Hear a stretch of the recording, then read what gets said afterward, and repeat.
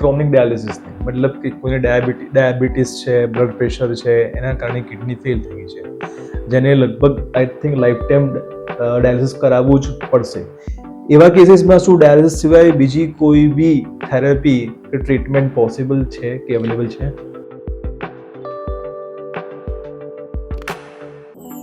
બિલકુલ બ્રિજેશભાઈ, જ્યારે પણ ડાયાબિટીસ બ્લડ પ્રેશર વાળા દર્દીઓ કે જેમને લાંબા ટાઈમથી કિડનીનો પ્રોબ્લેમ હોય અને એ at the end of the disease જ્યારે એમને કિડની ફેલ થઈ જતી હોય ત્યારે એમના માટે બે ઓપ્શન રહેતા હોય છે. એક કે લાઈફ ટાઈમ માટે ડાયાલિસિસ ચાલુ રાખવું, જે અઠવાડિયામાં 2 કે 3 વાર કરવું પડતું હોય છે, અથવા તો પછી કિડની ટ્રાન્સપ્લાન્ટમાં આગળ વધવું જોઈએ. કિડની ટ્રાન્સપ્લાન્ટ એમાં 2 રીતે થતા હોય છે. એક જે છે કે બ્રેન ડેડ, આપણે બહાર રોડ ટ્રાફિક એક્સિડન્ટ હોય, બ્રેન હેમરેજ વાળા દર્દીઓ હોય કે જેમનું બ્રેન ડેડ થઈ ગયું હોય, એ સ્વેચ્છાએ પોતાના ઓર્ગન ડોનેટ કરે તો એવી રીતે કિડનીમાં આપણે રિનલ ટ્રાન્સપ્લાન્ટ કરી શકીએ છીએ.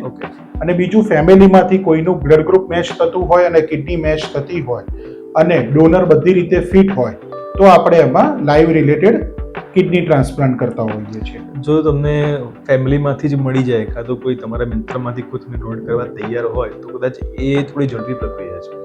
બિલકુલ, જ્યારે પણ ફેમિલીમાંથી કોઈ પોતાની સ્વેચ્છાથી કિડની ડોનેટ કરવાનો નિર્ણય કરે છે ત્યારે ખરેખર એ સલામને પાત્ર છે.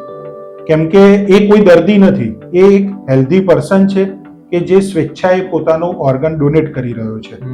તો એની ઝડપી પ્રક્રિયા 1 મહિનાની અંદર લગભગ થઈ જતી હોય છે. અને જ્યારે બ્રેન ડેડ વ્યક્તિઓમાં તમારે કિડની ડોનેટમાં તમારે ગવર્મેન્ટની એક રજિસ્ટર્ડ વેબસાઇટ છે, એના ઉપર નામ લખાવવું પડતું હોય છે, એમાં વેઇટિંગ લિસ્ટ ચાલતું હોય છે અને એમાં તમારો ટર્ન આવે એ પ્રમાણે તમને કિડની ટ્રાન્સપ્લાન્ટ કરી આપતા હોય છે. ઓકે, હવે આ જે ક્રોનિક ડાયાલિસિસ વાળા દર્દીઓ છે, તમે ક્યારેય એવા કોઈ દર્દીનું ડાયાલિસિસ બંધ થતું જોયું છે? ક્રોનિક ડાયાલિસિસ વાળા દર્દીઓમાં જ્યારે પણ કિડની ટ્રાન્સપ્લાન્ટ કરાવીએ ત્યારે ડાયાલિસિસ બંધ થઈ જતું હોય છે. પણ ટેમ્પરરી કોઈ વ્યવસ્થાના ભાગરૂપે કે ફિસ્યુલા જો ડેવલપ નથી થઈ, કાં તો ગળાના ભાગમાં કેવી રીતે ડાયાલિસિસની નળી બદલવાની હોય તો ટેમ્પરરી બંધ કરીએ, અથવા તો ડોક્ટરને જોવું હોય કે આમાં કોઈ રિકવરીનો ચાન્સીસ છે કે નહીં, તો એમાં ટેમ્પરરી સમયના ભાગરૂપે આપણે દર્દીને પૂરેપૂરું સમજાવીને બંધ કરીએ એવું પોસિબલ બને કોઈક કિસ્સામાં. પણ જનરલી જ્યારે પણ લાંબા ટાઈમથી કિડની બીમાર હોય અને કિડની ધીમે બગડતી હોય અને at the end of the kidney fail થઈ જાય, જ્યારે ડાયાલિસિસ ચાલુ કરવામાં આવ્યું હોય ત્યારે જનરલી ડાયાલિસિસ બંધ થતું નથી. એવાનું કોઈ બંધ થયું પણ નથી. હવે આ ડાયાલિસિસ ચાલુ કર્યા પછી માણસ કેટલું લાંબુ જીવી શકે છે?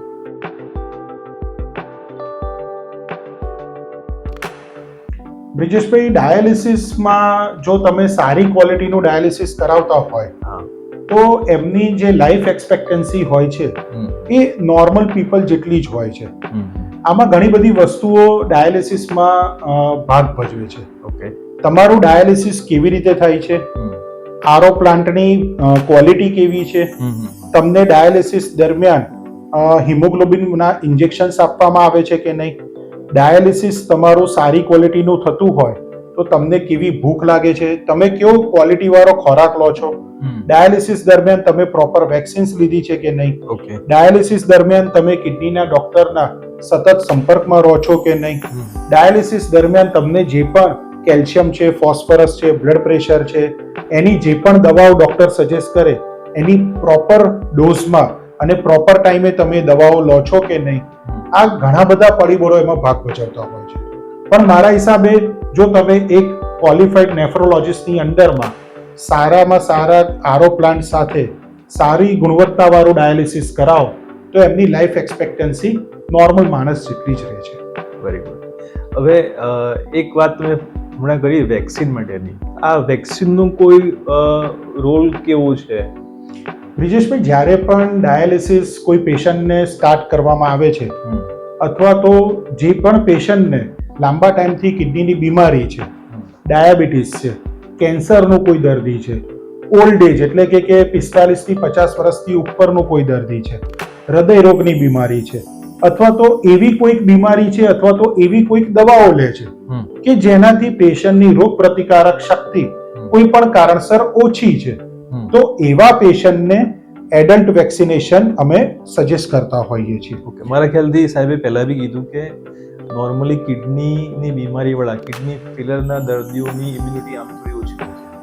પ્લસ જો તમારે સાહેબે કીધું એ પ્રમાણે જે બી રિસ્ક ફેક્ટર્સ તમારી પાસે છે તો તમારી ઇમ્યુનિટી ડાઉન થવાની શક્યતા છે અને ઇન્ફેક્શન બી બહુ કોમન છે. બહુ કોમનલી જે સામાન્ય પર્સન માટે સામાન્ય ઇન્ફ્લુએન્ઝા ટાઈપનું શરદી ઉધરસ હોય એ ડાયાલિસિસ વાળા પેશન્ટ માટે કે ઇમ્યુનો કોમ્પ્રોમાઇઝડ વાળા પેશન્ટ માટે સામાન્ય હોતું નથી. સામાન્ય માણસને એમાંથી રિકવર થતા 3 થી 5 દિવસ લાગતા હોય છે, જ્યારે સેમ રોગ ડાયાલિસિસ વાળા દર્દીઓમાં જો થાય તો એ લોકોને 7 થી 10 દિવસ લાગતા હોય છે અને એમાં કોમ્પ્લિકેશન થવાનું રિસ્ક પણ વધારે હોય છે. તો કઈ કઈ વેક્સિન લેવી જરૂરી છે? જનરલી 4 વેક્સિન્સ અમે પ્રિફર કરતા હોઈએ છીએ. અને પહેલી છે ઝેરી કમળાની વેક્સિન એટલે કે હિપેટાઇટિસ બી ની વેક્સિન. બીજી છે ઇન્ફ્લુએન્ઝા, જે સામાન્ય શરદી ઉધરસ ને તાવ ને ફ્લૂ થતો હોય, કોમન ફ્લૂ છે, સ્વાઇન ફ્લૂ છે કે એમની અમે પ્રિફર કરતા હોઈએ છીએ. ત્રીજું ફેફસામાં ઇન્ફેક્શન એટલે કે ન્યુમોનિયાની વેક્સિન અમે કહેતા હોઈએ છીએ. અને ચોથું છે કે હર્પીસ ઝોસ્ટરની વેક્સિન અમે પ્રિફર કરતા હોઈએ છીએ. ઓકે, આ 4 વેક્સિન તો દરેક કિડની ફેલર વાળા જેને ડાયાલિસિસ ચાલે છે એને તો લેવી જ જોઈએ, રાઈટ? રાઈટ. Thank you.